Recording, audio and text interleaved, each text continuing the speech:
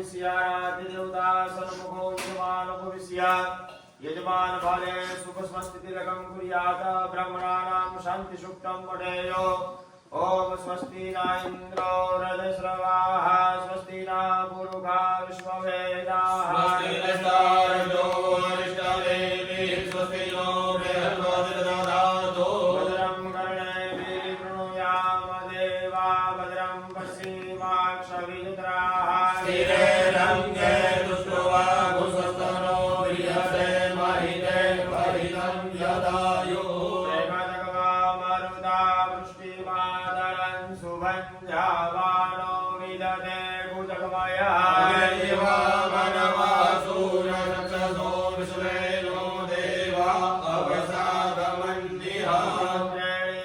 भाले शुभ स्वस्तितिलकं महा નેત્રોદકસ્પર્શકર્ણમ તમારી બાજુમાં કળશ રાખેલો છે એમાં બે માણસ જમણા હાથની બે આંગળી બોળી બે આંખે બે કાને પાણી લગાડી આંખો બંધ રાખી બે હાથ જોડી પ્રથમ પહેલા ગણપતિ મહારાજનું મનની અંદર સ્મરણ કરવાનું આપણા ઈષ્ટ દેવતાનું મનની અંદર સ્મરણ કરવાનું જેના સાનિધ્યમાં બેઠા છે એવા બુટેશ્વરી માતાજીનું મનની અંદર સ્મરણ કરવાનું અને બધા દેવતાઓને મનથી નમસ્કાર કરવાના નમઃ શબ્દ આવે ત્યાં ભગવાનને બે હાથ જોડી માથું નમાવી નમસ્કાર કરતા જવાના ઓમ શ્રીમન મહાગણાધિપતયે નમઃ ઇષ્ટ દેવતાભ્યો નમઃ સ્થાન દેવતાભ્યો નમઃ ગ્રામ દેવતાભ્યો નમઃ વાણી હિરણ્યગર્ભાભ્યો નમઃ ઉમા મહેશ્વરાભ્યો નમઃ સચી પુરંદરાભ્યો નમઃ આપણા માતા પિતાના ચરણની અંદર નમસ્કાર કરી દેવાના માતૃ પિતૃ ચરણ કમલેભ્યો નમઃ બધા દેવતાઓ વતી વિષ્ણુ ભગવાનને નમસ્કાર કરવાના સર્વેભ્યો દેવેભ્યો નમઃ અહીંયા પધારેલા બધા બ્રાહ્મણોને નમસ્કાર કરવાના સર્વેભ્યો બ્રાહ્મણેભ્યો નમઃ આપણા કર્મના પ્રધાન દેવતા મહાકાલી મહાલક્ષ્મી મા સરસ્વતી સમન્વિત નવદુર્ગા માતાજી સહિત આપણા કુળદેવી માતાજી બુટેશ્વરી માતાજીને નમસ્કાર કરી દેવાના એ તત્કર્મ પ્રધાન દેવતા મહાકાલી મહાલક્ષ્મી મા સરસ્વતી સમન્વિતા નવદુર્ગા સ્વરૂપિણી राजराजेश्वरी बुटेश्वरी देवीये नमो नमः विनायकं गुरुर्भानु ब्रह्मा विष्णु महेश्वर सरस्वती प्रणम्यानो सर्वकार्यार्थ सिद्धये मन्नि अंदर बधाए बोलवानो सर्वकार्यार्थ सिद्धये सर्वकार्यार्थ सिद्धये सर्वकार्यार्थ सिद्धये भावे पाणीनी चमची भरी રાખવાની બેનોએ જમણો હાથ ગાડી રાખવાનો મનની અંદર ત્રણ વાર વિષ્ણુ ભગવાનનું નામ સ્મરણ કરવાનું અહીંયા આપણે સંકલ્પ કરવાનો છે સંકલ્પ સિવાય કોઈ પણ કાર્ય થઈ શકે નહીં તો આપણે યજ્ઞ કરવાનો છે તો યજ્ઞ કરવાનો પહેલા આપણે અધિકાર મેળવવો પડે અધિકાર વગર કોઈ પણ વસ્તુ મળતી નથી શાસ્ત્રનો એવો નિયમ છે કે જે કોઈ આપણે યજ્ઞ કરીએ એને ત્રણ વસ્તુથી પવિત્ર થવું પડે તન મન અને ધન તન કહેતા આપણું શરીર પવિત્ર કરવું પડે મન કહેતા આપણા વિચારો પવિત્ર કરવા પડે અને જે કાંઈ યજ્ઞની અંદર આપણે આ ધન વાપરીએ એના દ્વારા આપણા પૈસા પવિત્ર થાય તો યજ્ઞનો એવો નિયમ છે કે જે કોઈ યજમાન યજ્ઞ કરવા બેસે એમને પહેલા આ ત્રણ વસ્તુથી પવિત્ર થયા પછી યજ્ઞ કર્મ કરવાનો અધિકાર પ્રાપ્ત થાય અને અધિકાર ન મળે અને એના અધિકાર વગર આપણે યજ્ઞ કરીએ તો યજ્ઞનું કોઈ ફળ મળતું નથી એવો શાસ્ત્રનો નિયમ છે તો પહેલા આપણે સંકલ્પ કરવાનો છે સંકલ્પ કર્યા પછી જ આપણા યજ્ઞની શરૂઆત કરી શકીએ તો મનની અંદર ત્રણ વાર વિષ્ણુ ભગવાનનું નામ સ્મરણ કરવાનું વિષ્ણોર વિષ્ણોર વિષ્ણોર ત્રાજ્ય મહામંગલ્યે પરમાસુમ માસે પુણ્ય પવિત્રકારી માસાનમ માસે કાર્તક માસે કૃષ્ણ પક્ષે દ્વાદશ્યાયામ તોહ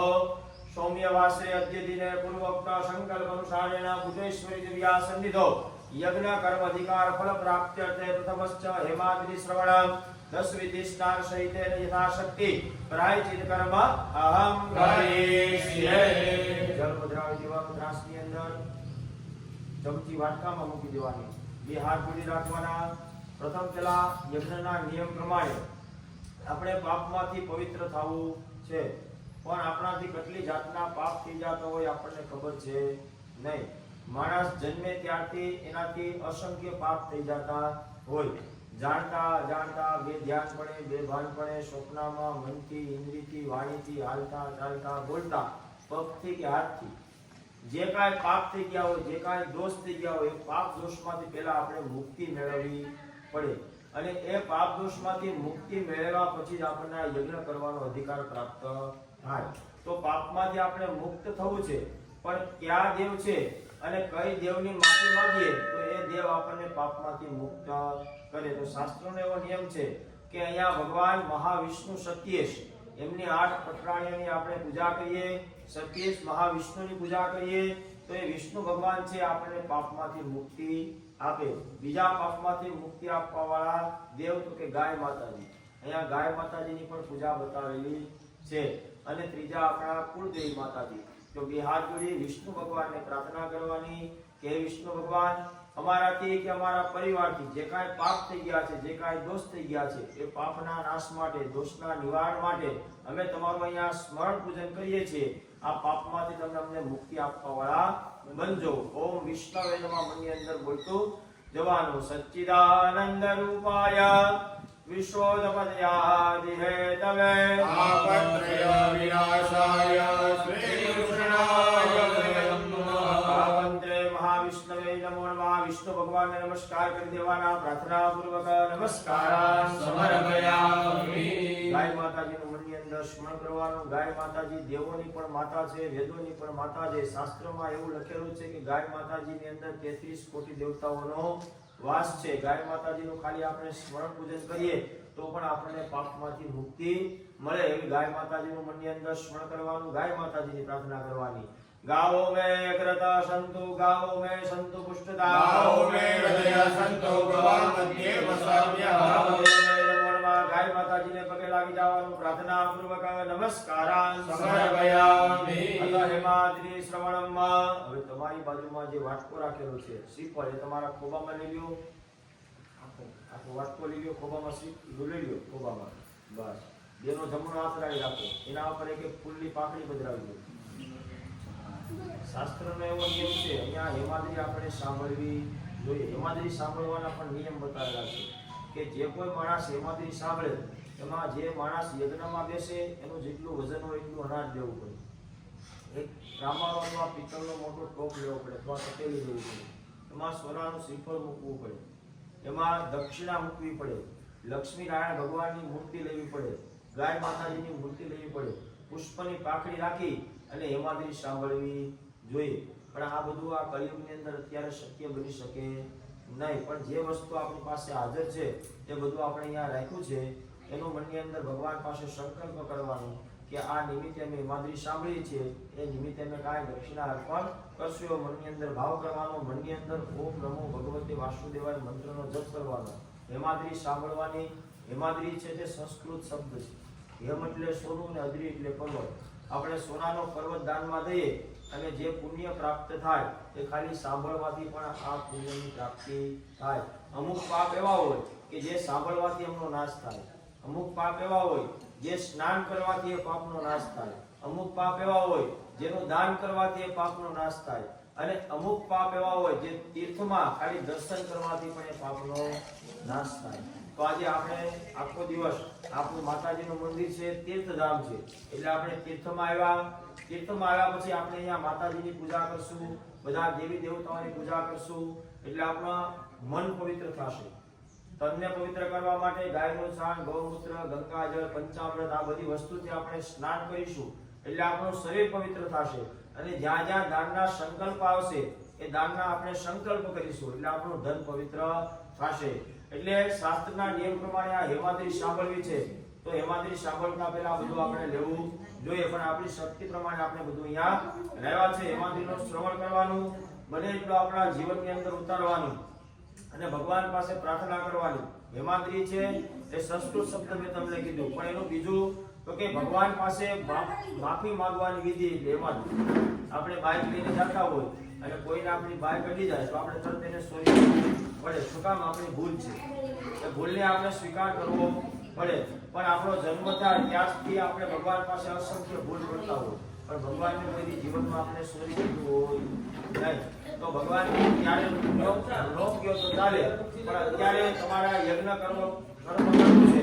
તો યજ્ઞ કર્મ કરતા પહેલા તમારે મારી પાસે ભૂલની માફી માંગવી પડે. અને ભૂલની માફી માંગ્યા પછી હું તમને ભૂલમાંથી ક્ષમા આપું પછી જ તમે યજ્ઞ કરી શકો. બાકી આમાં આપણે 5 કિલો જવતર ને 5 કિલો ડાંગર ને 5 કિલો ઘી હોમીને ઘેર વહી જાય તો કાંઈ ફળ મળે નહીં. શાસ્ત્રમાં એવું કીધું છે કે શ્રદ્ધા અને વિશ્વાસથી જે વસ્તુ કરવામાં આવે ને એનું પુણ્ય પ્રાપ્ત થાય. અને શ્રદ્ધા અને વિશ્વાસ વગરનું જે કાંઈ કર્મ કરવામાં આવે એનું કાંઈ પુણ્ય પ્રાપ્ત થતું નથી.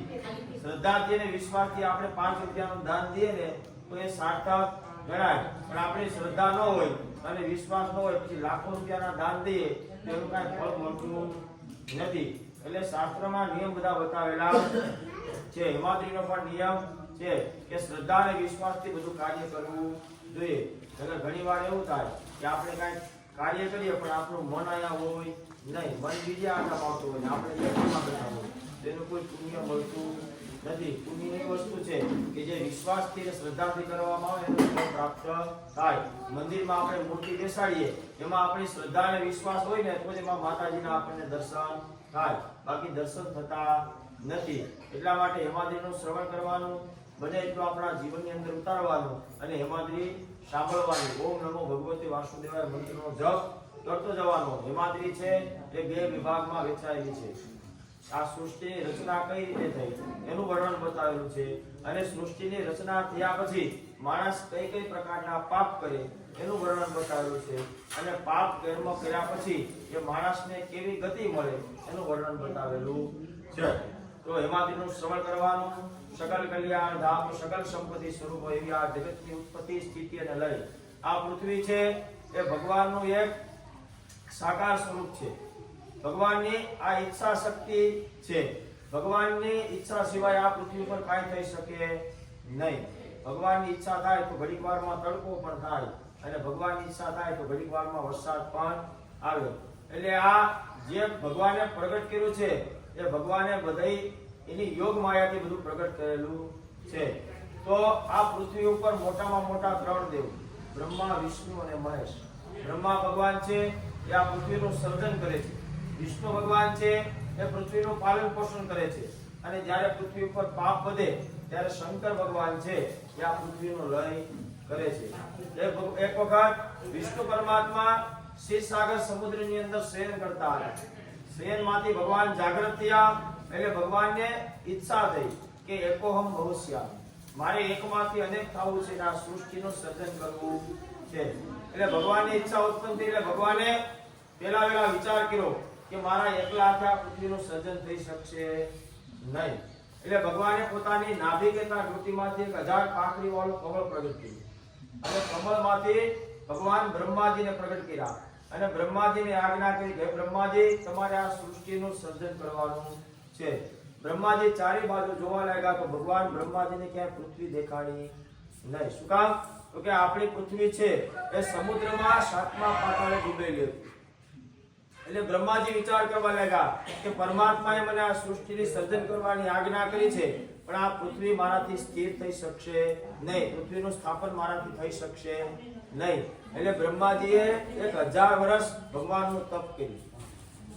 તપના પ્રભાવથી બ્રહ્માજીનું 1000 વર્ષ એટલે માણસનું 1 વર્ષ પૂરું થાય ને ત્યારે બ્રહ્માજીની 1 રાત્રિ થાય, બીજું 1 વર્ષ પૂરું થાય ત્યારે બ્રહ્માજીનો 1 દિવસ થાય. આવું 1000 વર્ષ બ્રહ્માજીએ ભગવાનનું તપ કર્યું અને તપના પ્રભાવથી પ્રભુ પ્રગટ થયા અને બ્રહ્માજી પાસે આવ્યા ત્યારે બ્રહ્માજી ભગવાનને કહેવા લાગ્યા કે પ્રભુ તમે મને આ સૃષ્ટિ સર્જન કરવાની આજ્ઞા કરી છે પણ મારાથી આ સૃષ્ટિ સર્જન થઈ શકે એમ છે નહીં. ત્યારે પહેલો અવતાર ભગવાને વરાહ ભગવાનનો અવતાર ધારણ કર્યો. ભગવાને કુલ આ પૃથ્વી ઉપર 24 અવતારો ધારણ કર્યા. એમાં પહેલો અવતાર વરાહ ભગવાનનો અવતાર ધારણ કર્યો. સમુદ્રમાં 7મા પાતાળે પૃથ્વી ડૂબેલી હતી એટલે ભગવાન 7મા પાતાળની અંદર જઈ દૈત્યો સાથે ભગવાને યુદ્ધ કર્યું અને યુદ્ધમાં ભગવાનનો વિજય થયો અને પોતાની દાઢ ઉપર પૃથ્વીને બહાર લાવ્યા. ફરીથી પૃથ્વીને જળમાં મૂકી એટલે પૃથ્વી વજનવાળી છે એટલે પાણીમાં એ ડૂબવા લાગી. એટલે બીજો અવતાર ભગવાને કુર્મકેતા કાચબાનો અવતાર ધારણ કર્યો અને કાચબાની પીઠ ઉપર પોતાના વાહા ઉપર પૃથ્વીનું સ્થાપન કરવા ભગવાન ગયા. ત્યાં વાહો પણ કાચબાનો ગોળ છે અને આ પૃથ્વી પણ આપણે ભૂગોળના નિયમ પ્રમાણે ગોળ છે એટલે પૃથ્વી સ્થિર બની નહીં. એટલે ત્રીજો અવતાર ભગવાને શેષ નારાયણ ભગવાનનો અવતાર ધારણ કર્યો. ભગવાને પોતાની પીઠ ઉપર આ પૃથ્વીનું સ્થાપન કર્યું પણ પૃથ્વી ડગમગવા લાગી એટલે ભગવાને વિચાર થયો કે આ પૃથ્વી સ્થિર બનશે નહીં, એટલે ભગવાને પૃથ્વીના 14 ટુકડા કરી દીધા. નીચેના 7 ટુકડા છે ને આપણે 7 પાતાળ તરીકે ઓળખીએ છીએ. એમના નામ લેવાથી પણ આપણા પાપનો નાશ થાય. અતળ, વિતળ, સુતળ, તળાતળ, રસાતળ, મહાતળ અને પાતાળ. ભગવાને 7 લોક નીચે બનાવ્યા, 7 ટુકડા ભગવાને ઉપર બનાવ્યા અને 7 લોક તરીકે આપણે ઓળખીએ છીએ. એમના નામ છે ભૂરલોક, ભુવરલોક, સ્વર્ગલોક, ધનલોક, મરલોક, તપલોક અને વૈકુંઠલોક. આ બંને બાજુ વજન ભગવાને સરખું બનાવ્યું એટલે મધ્ય ભાગની અંદર આ પૃથ્વી લોક આપણો સ્થિર બન્યો. પેલાના જૂના જમાનાના કાંટા હતા, બે બાજુ વજન સ્થિર થાય ને તો જ વચ્ચે કાંટો સ્થિર બને. એમ આપણા પૃથ્વીની ઉપર પણ 7 લોક છે અને નીચે પણ 7 લોક આવેલા છે, એટલે આપણી આ પૃથ્વી સ્થિર બની. પછી ભગવાને 10 દિશાઓ બનાવી. આપણે 4 દિશાઓ કહીએ છીએ પણ શાસ્ત્રમાં 10 દિશાઓ બતાવેલી છે. 4 દિશા, 4 ખૂણા, આકાશ અને પાતાળ. આ 10 દિશાઓની અંદર એક એક દેવતાઓનું ભગવાને સ્થાપન કર્યું જે આ પૃથ્વીનું રક્ષણ કરે છે. એમના નામ છે ઇન્દ્ર, અગ્નિ, યમ, નૈઋત્ય, વરુણ, વાયુ, કુબેર, ઈશાન, બ્રહ્મા અને અનંત. આવી રીતે 8 મહાકાય હાથીઓ ભગવાને બનાવ્યા જે આ પૃથ્વીના છેડા પકડીને બેઠા છે. એમના નામ છે ઐરાવત, પુંડરીક, વામન, પુષ્પદંત, સાર્વભૌમ અને સુપ્રતીક નામના હાથીઓ ભગવાને બનાવ્યા. ત્યારે આપણી આ પૃથ્વી સ્થિર બની. આપણે જ્યારે જ્યારે પાયાનું મુહૂર્ત કરીએ ત્યારે એમાં નાગમણી પધરાવીએ, રામાની લોટી પધરાવીએ, કાચબો પધરાવીએ. શું કામ પધરાવીએ? તો કે આ પૃથ્વી છે ભગવાન શેષ નારાયણના મસ્તક ઉપર સ્થિર બનેલી છે, એટલા માટે આપણે આ બધી પૂજા કરીએ છીએ. પછી ભગવાને પોતાના સંકલ્પની સાથે 42 નદીઓ પ્રગટ કરી. એમાંની 7 નદીઓને આપણે અતિ પવિત્ર માનીએ છીએ. એમના પાણીને આપણે જળ શબ્દ વાપરીએ છીએ. શું કામ? તો કે ભગવાને પોતાના સંકલ્પની સાથે પ્રગટ કર્યું છે. સવારમાં નાતી વખતેનું નામ લેવાથી પણ આપણા પાપનો નાશ થાય. ગંગા, યમુના, તુંગભદ્રા, પયોષણી, તાપી, નર્મદા, સરયુ, કાવેરી આ બધી પવિત્ર નદીઓ ભગવાને બનાવી. ગંગાનું પાણી એક વર્ષ દિવસ આપણી લોટીમાં ફેંકવું હોય તો બગડે નહીં, અને આપણું નળનું પાણી હોય તો બગડી જાય. શું કામ? તો કે ઓલું બધું ભગવાને પોતાના સંકલ્પની સાથે પ્રગટ કરેલું છે, એટલા માટે એને પવિત્ર માનીએ છીએ. આપણી ઘરે સત્યનારાયણ ભગવાનની કથા હોય, રાંદલ માતાજી તેડીએ તો આપણે શું કહીએ કે ગંગાજળ છાંટો, ગૌમૂત્ર છાંટો. આ બધી વસ્તુ પવિત્ર કરવા વાળી છે, એટલા માટે એને આપણે પૂજન કરીએ છીએ અને એના પાણીને આપણે જળ શબ્દ વાપરીએ છીએ. પછી ભગવાને 8 નગરીઓ બનાવી જ્યાં ભગવાને પોતે વાસ કરેલો છે. એટલા માટે આપણા શાસ્ત્રમાં તીર્થયાત્રાનું મહત્વ બતાવેલું છે. માણસ તીર્થમાં જાય ને તો પણ એના પાપનો નાશ થાય, પણ તીર્થમાં જઈને પછી આપણે પાપ કરીએ તો એ પાપનો કોઈ નાશ થતો નથી. ઘરે પાપ કરીએ તો તીર્થમાં જાય તો પાપનો નાશ થઈ જાય, પણ તીર્થમાં પાપ કરીએ ને તેનો કોઈ નાશ થતો નથી. એ લોખંડ જેવું થઈ જાય, એ ભગવાન સિવાય છૂટકો રહેતો નથી.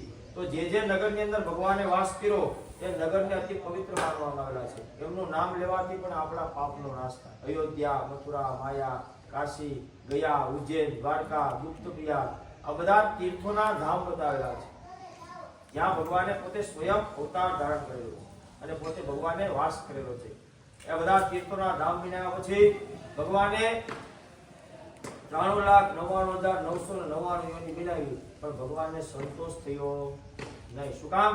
તો કે ભગવાનને આ પૃથ્વીનું કાર્ય આગળ ચલાવવું હતું, આ પૃથ્વીને પ્રગટ કરવી હતી. 4 યોની મુખ્ય બતાવી ભગવાને: અંડજ, પિંડજ, પુંડજ અને સ્ફુટજ. એક યોની ભગવાન એવી બનાવી જે બધાના માધ્યમથી જન્મ ધારણ કરે. બીજી યોની ભગવાન એવી બનાવી જેનો જન્મ પરસેવાના માધ્યમથી થાય. ત્રીજી યોની ભગવાન એવી બનાવી કે જેનો જન્મ પિંડના માધ્યમથી થાય. અને ત્રીજી યોની એવી બનાવી જે છોડમાં પણ આપણે ગીતાજીમાં કૃષ્ણ ભગવાને કીધું ને કે અણુઅણુમાં ભગવાનનો વાસ છે. છોડમાં પણ રણછોડ છે, વનસ્પતિ જીવ. આપણે ખેતરની અંદર એક દાણો વાવીએ અને અસંખ્ય દાણા કરીને ભગવાન આપણને આપે. એટલા માટે આપણે ગીરીની પૂજા કરીએ, વડલાની પૂજા કરીએ, પીપળાની પૂજા કરીએ. શું કામ પૂજા કરીએ? તો કે એમાં ભગવાનનો વાસ છે. ગીરીની પૂજા કરવાથી ભગવાન શિવની પ્રાપ્તિ થાય આપણને. વડલાની પૂજા કરવાથી આપણો પતિ સૌભાગ્ય રહે. પીપળાની પૂજા કરવાથી આપણા પિતૃઓને મોક્ષની પ્રાપ્તિ થાય. આ બધી શાસ્ત્ર કાંઈ ગાડું છે નહીં. શાસ્ત્રમાં જે લખેલું છે એ બધું માણસના જીવન ઉપયોગી માટે લખેલું છે. આવી ભગવાને 93,99,999 બનાવી, પણ ભગવાનને સંતોષ થયો નહીં. એટલે ભગવાનને એવું થયું કે મારે જે પૃથ્વીનું કાર્ય આગળ ચલાવવાનું છે એ ચાલશે નહીં. ભગવાને ઋષિ મુનિઓને પ્રગટ કર્યા, પણ ઋષિ મુનિઓ કઈ પૃથ્વીનું આગળ કાર્ય ચલાવ્યું નહીં. એ બધા ધ્યાન, ધારણા, યોગ અને સમાધિમાં લાગી ગયા, એટલે આ પૃથ્વી આગળ ચાલી નહીં. પછી ભગવાનના મનની અંદર વિચાર ઉત્પન્ન થયો, એટલે ભગવાને પ્રથમ મનુ મહારાજની ઉત્પત્તિ કરી, રાણી શત્રુપાની ઉત્પત્તિ કરી, અને મનુ અને શત્રુપાના મિલનથી જે યોની પ્રગટ કરવામાં આવી એનું નામ મનુષ્ય યોની આપવામાં આવ્યું. એટલે આપણે મનુષ્ય શું કામ કહીએ છીએ? તો કે મનુ અને શત્રુપાના આપણે સંતાન છીએ. પછી જે કુળમાં આપણે જન્મ્યા એ આપણું ગોત્ર આપવામાં આવ્યું. કોઈ વશિષ્ઠ ગોત્ર હોય, કોઈ વાલ્મીકિ ગોત્ર હોય, કોઈ આ બધા ઋષિ મુનિઓ છીએ. એટલા માટે આ બધા પછી શાસ્ત્રની અંદર તો એવું બતાવેલું છે કે આપણા મુખ્ય 3 દેવી છે, મહાકાલી, મહાલક્ષ્મી અને મહા સરસ્વતી. એમાં જે વિભાજન થયા એટલે નવદુર્ગા મહારાજ, અને જે માતાજીના સ્વરૂપ પ્રગટ થયા એ આપણા કુળદેવી તરીકે આપણે ઓળખીએ છીએ. હવે ભગવાને 84 લાખ ચિત્ર બનાવતા મનુષ્યનો જન્મ આપ્યો. મનુષ્ય જન્મથી દુર્લભ બતાવવામાં આવેલો છે. મનુષ્ય જન્મ એ વારે વારે મળતો નથી. આ જન્મ ફરી એકવાર મળે નહીં. 3,99,999 માં ફરતા આપણા જે કાંઈ પુણ્ય ભેગા થાય, આપણા કાંઈ સદકર્મ ભેગા થાય ત્યારે આ મનુષ્યનો જન્મ પ્રાપ્ત થાય છે. મનુષ્યને મન અને બુદ્ધિ આપ્યા. શું કામ મન અને બુદ્ધિ આપ્યા? કે માણસ છે એ ભગવાનનું કાર્ય કરી શકે, અને ભગવાનનું કાર્ય કર્યા પછી માણસને મોક્ષ ગતિની પ્રાપ્તિ થાય છે. બાકી બળદને ભૂખ લાગે તો એ પણ પાણી પી લે અને એ પણ હિરણ ખાઈ લે, પણ એ ભગવાનનું હવન, ભગવાનની કથા, ભગવાનનું પૂજન કરી શકે નહીં. માણસને મન અને બુદ્ધિ એટલા માટે આવ્યા છે કે પોતે નરમાંથી નારાયણ બની શકે, ભગવાનનું ભજન કરી, ભગવાનનું કીર્તન કરી અને પોતાના દેહને ભગવાન સુધી પહોંચાડી શકે. એટલા માટે માણસને મન અને બુદ્ધિ આપ્યા. તો આપણા માનવ દેહની કોઈ કિંમત થઈ શકતી નથી. ઘણીવાર આપણે દવાખાને જાય ત્યારે ખબર પડે કે એક નળીનું ઓપરેશન કરાવવું હોય તો કેટલા રૂપિયા લે. તો આ મનુષ્ય જન્મ અતિ દુર્લભ બતાવવામાં આવેલો છે. તો આવી 84 લાખ ચિત્ર વિચિત્રીઓમાંથી આપણે માણસનો જન્મ મળ્યો છે. તો આપણે માણસનો જન્મ મળ્યા પછી આપણે ભગવાનને યાદ કરવા જોઈએ. આપણા શાસ્ત્રમાં કીધેલું છે, વેદોમાં કીધેલું છે, દરરોજ સવારમાં ઉઠી અને ભગવાનના આપણે નામ સ્મરણ કરવું જોઈએ, ભગવાનના દીવાબત્તી કરવા જોઈએ, ભગવાનને યાદ કરવા જોઈએ. પણ માણસે ન કરે પછી દુઃખો ભોગવે. ભગવાન કોઈને દુઃખ આપતા નથી. આપણે હાથે કરીને બધું ઉત્પન્ન કરીએ છીએ. તો ભગવાને 4 યોની મુખ્ય બનાવી 4 મોટા પાપ કીધા. પહેલું પાપ કીધું બ્રાહ્મણની હત્યા, બીજું પાપ કીધું દારૂનું પાન, ત્રીજું પાપ કીધું સોનાની ચોરી, અને ચોથું પાપ વ્યભિચાર. આ 4 પાપ આપણે ન કરતા હોય પણ આવો કોઈ પાપ કરતો એનો સંગ કરીએ ને તો પણ 5મા મહાપાપી બતાવેલા છે. કારણ કે સંગનો દોષ લાગ્યા વગર દેખો નથી. પહેલું પાપ બ્રાહ્મણની હત્યા. આપણે કોઈ ગોર બાપાને મારીએ નહીં, એના સમાન બીજા પાપ બતાવેલા છે. આપણા માતા પિતા હોય, વડીલ હોય, આપણા પૂજવા લાયક કોઈ વ્યક્તિ હોય, આપણા ગુરુ હોય, બ્રાહ્મણ હોય, આ કોઈનું અપમાન કરવામાં આવે, તમને ખરાબ લાગે એવા શબ્દો કહેવામાં આવે, એમની આજ્ઞાનું પાલન કરવામાં ન આવે, તો આ બધા હત્યા સમાન પાપ બતાવે. પરિસભા બેઠી હોય કોઈનું અપમાન કરી નાખીએ તો એ પણ હત્યા સમાન પાપ બતાવે. બીજું પાપ સુવર્ણસ્ત્રીય, સોનાની ચોરી સમાન. આપણે કાંઈ સોનું ચોરવા જઈએ નહીં, પણ એના સમાન બીજા પાપ બતાવેલા છે. બેન, દીકરી, કળોયા, સાધુ, બ્રાહ્મણ, બારોટ, આ કોઈનું ધન લઈ લેવામાં આવે, ધર્માદાનું ધન લઈ લેવામાં આવે, કોઈને દેવાનું કહીને ન દેવામાં આવે, કોઈની આજીવિકા તોડી પાડવામાં આવે, સંકલ્પ કરીને પૂર્ણ કરવામાં ન આવે, તો આ બધા ચોરી સમાન પાપ બતાવેલા છે. અને ત્રીજું પાપ મદિરાપાન. આપણા શાસ્ત્રમાં અમુક વસ્તુ ખાવા પીવાની મનાઈ કરેલી છે. એ જો આપણે ખાતા પીતા હોય તેનું પણ આપણને પાપ બતાવેલું છે. લસણ, ડુંગળી, ગાજર, ઓકા, અફીણ, આ બધી વસ્તુ આપણા શાસ્ત્રમાં ખાવાની મનાઈ કરેલી છે. શું કામ? તો કે આ બધી વસ્તુ તામસ છે, અને આ તામસી વસ્તુનું સેવન કરવામાં આવે તો માણસને ક્રોધ આવે, અને ક્રોધની અંદર માણસ શું કરી દેશે એને ખબર રહેતી નથી. એટલા માટે આ બધી વસ્તુનું આપણા શાસ્ત્રની અંદર ખાવા પીવાની મનાઈ કરેલી છે. પછી ચોથું પાપ વ્યભિચાર. આપણે કોઈનું ખરાબ કરીએ નહીં પણ મનની અંદર કોઈનું ખરાબ કરવાનો વિચાર આવે ને તો પણ એને પાપના અધિકારી બતાવેલા છે. ઘણીવાર આપણે પાપ કરીએ નહીં પણ અમુક લોકો પાપ કરતા હોય ને એ જોઈએ તો એ નજરનો દોષ પણ બતાવેલો છે. છે. ઘણું નાનું એવું બાળક હોય અને આપણે તૈયાર કરીને પ્રસંગમાં લગ્નમાં લઈ ગયા, સાંજે આવી અને રડવા માંડે તો આપણે શું કહીએ? કોઈને નજર લાગી હશે. જો બાળકને નજર લાગતી હોય તો જે લોકો પાપ કરતા હોય એ પાપ આપણે જોઈએ તો આપણને એની પર દોષ બતાવેલો છે. તો આવા કઈ પાપ ન કરતા હોય પણ આવો કોઈ પાપ કરતો એનો આપણે સાથ દઈએ, એની સાથે રહીએ, પછી કોઈને આપણે હેઠું ખવડાવીએ, કોઈનું હેઠું ખાઈએ તો એનો પણ દોષ બતાવેલો છે. કોઈને હેઠું ખવડાવાય નહીં, કોઈનું હેઠું ખવાય નહીં, એનો પણ દોષ બતાવેલો છે. કોઈ આપણે આશરે આવ્યા હોય એનો દ્વેષ કરવામાં આવે, એમને તિરસ્કાર કરવામાં આવે તો એના પણ દોષ બતાવેલા છે. આપણાથી ન દેવાય તેનું અપમાન કરવામાં આવે તેનો પણ દોષ બતાવેલો છે. શાસ્ત્રમાં તો અસંખ્ય પાપ છે. પાપનું વર્ણન કરવા બેસીએ તો 1 વાગ્યા સુધી કે 2 વાગ્યા સુધી પાપનું વર્ણન પૂરે નહીં. માણસથી અસંખ્ય પાપ થતા હોય. શાસ્ત્રમાં 4 ઉપવાસ બતાવેલા છે: રામનવમી, જન્માષ્ટમી, ભીમ અગિયારસ ને શિવરાત્રી. આ દિવસોની અંદર આપણે ઉપવાસ કરવો જોઈએ. આ ન કર્યા હોય તેનો પણ દોષ બતાવેલો છે. માતાજીના વર્ષની અંદર 4 વાર નવરાત્ર આવે. આસુ મહિનાની ખબર હોય કે આપણે દાંડિયા રાસ રમીએ ત્યારે માતાજીના નવરાત્ર, પણ વર્ષની અંદર 4 વાર માતાજીના નવરાત્ર આવે. ત્યારે દિવસના ભોજન કર્યું હોય, માતાજીને દીવાબત્તી ન કર્યા હોય તેનો પણ દોષ બતાવેલો છે. લાખ રૂપિયાનું મંદિર ઘરમાં રાખી દીધું હોય, ઘરના કોઈ દર્શન ન કરતા હોય તો એનો પણ દોષ બતાવેલો છે. ઘરની અંદર દીવાબત્તી ન થતા હોય તો એનો પણ દોષ બતાવેલો છે. દરરોજ આપણા કુળદેવી માતાજીને, આપણા ઈષ્ટ દેવતાને, જે ગોત્રમાં આપણે જન્મ લીધો છે એ ઋષિમુનિઓને દરરોજ આપણે યાદ કરવા જોઈએ. એ ન કરતા હોય તો એનો પણ દોષ બતાવેલો છે. આપણા માતા પિતા છે, આ પૃથ્વીના મોટા દેવ છે, એનું અપમાન કરવામાં આવે તેનો પણ મોટો દોષ બતાવેલો છે. તમારી ઘરે બ્રાહ્મણ આવ્યા, ઘણી વાર અમે યાદી લખી દઈએ કે આ બધું ગોર બાપાને લઈ જવું હોય ને લખી દઈએ, પણ ગોર બાપા ક્યારે લઈ જાય એ પહેલા તમે કોને અર્પણ કરો છો? કે તમારા કુળદેવી માતાજીને, ભગવાનને તમે અર્પણ કરી તમારી પાસે અમે સંકલ્પ કરાવી અને પછી અમે ઘરે લઈ જઈએ. અમે એમને ઘરે લઈ જતા નથી. અમારે પણ આપણો 10મો ભાગ કાઢવો. તો આ બધા દોષ બતાવેલા છે.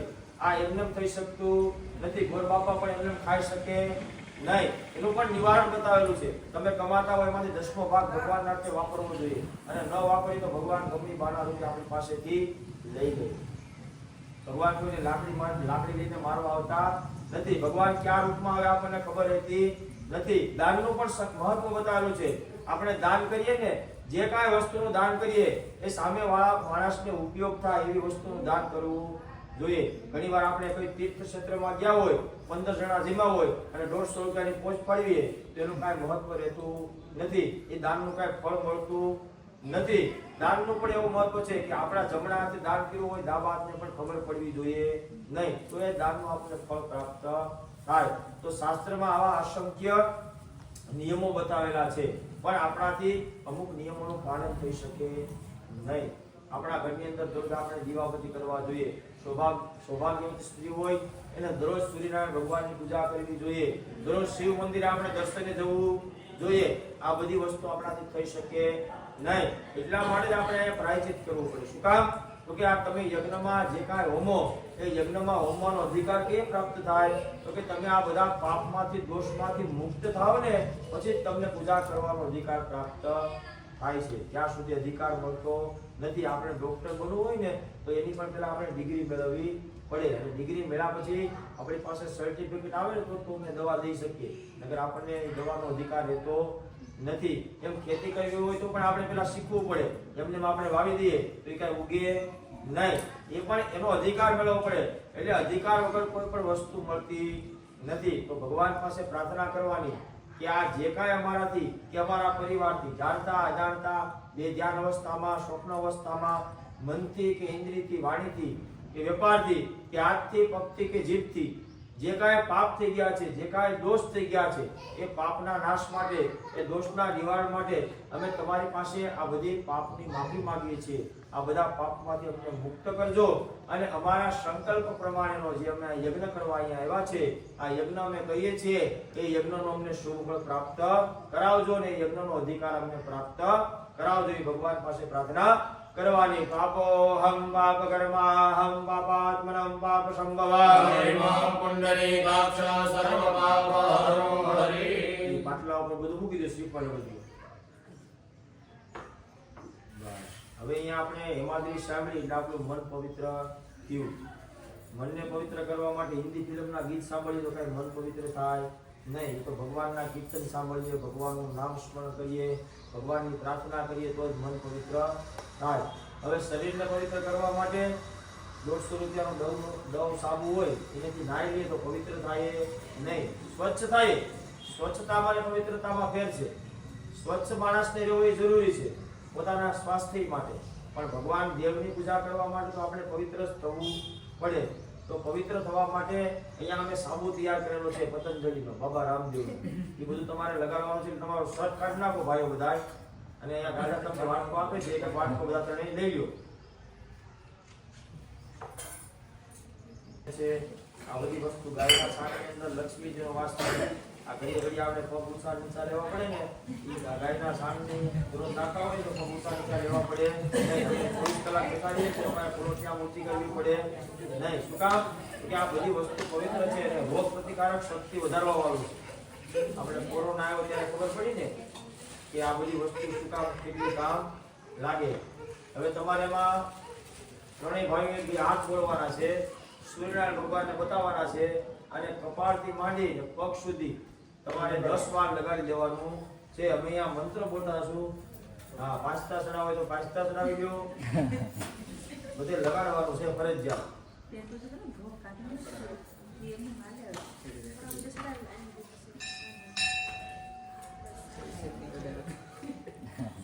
હાલો, બે હાથ બોલો, એમાં સૂર્યનારાયણ ભગવાનને બતાવી અને પગથી માથા સુધી 10 વાર લગાડી દો. બસ. ઓમ ઇદમ વિષ્ણુ વિચક્રમ નેત્રે ધામ લગાડતા જાઓ.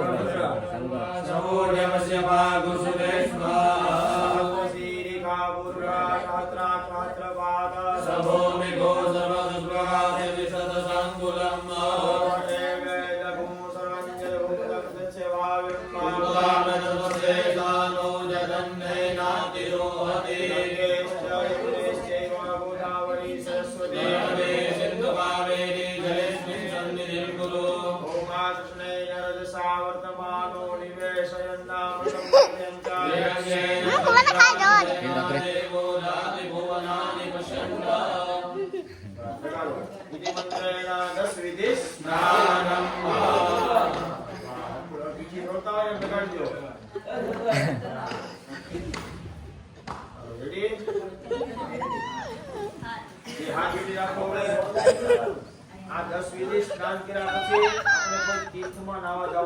પગે નથી લગાડે છે તંદાઈ તો આમ પગે લગાડો પગે. આમ તો કે આપણું ચક્ર તીરથ દીવમાં આવેલું છે.